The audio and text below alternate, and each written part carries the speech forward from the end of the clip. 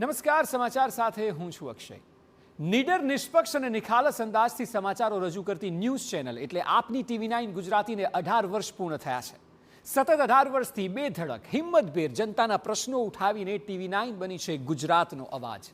કરોડો દર્શકોની પ્રથમ પસંદગી એટલે TV9 અને એમને વિશ્વાસ છે કે સમયના પ્રવાહમાં આપણી વચ્ચેનો સંબંધ વધુ મજબૂત અને ગાઢ બનતો રહેશે.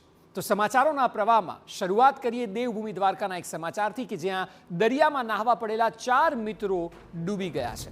દ્વારકાના મકનપુર ગામે દરિયાકાંઠે પડ્યા હતા નાહવા અને 3 યુવાનોનો આબાદ બચાવ થયો છે. ચોથા યુવકની શોધખોળ ચાલુ છે. ફાયર વિભાગની ટીમે યુવકની શોધખોળ હાથ ધરી છે. યુવકો રાજસ્થાનથી દ્વારકા માટે આવ્યા હતા અને આ ઘટના ઘટી છે કે જ્યાં 4 મિત્રો ડૂબી ગયા. મકનપુર ગામે દરિયાકાંઠે નાહવા પડ્યા હતા અને 3 યુવાનોનો આબાદ બચાવ થયો, જ્યારે કે ચોથા યુવકની શોધખોળ ચાલુ છે. ફાયર વિભાગની ટીમ દ્વારા યુદ્ધના ધોરણે શોધખોળ હાથ ધરાઈ છે. આપણે જણાવી દઈએ કે તેઓ ગુજરાતના નહોતા. 4 યુવકો રાજસ્થાનથી દ્વારકા દર્શને અને ફરવા માટે આવ્યા હતા. તે દરમિયાન આ ઘટના ઘટી છે.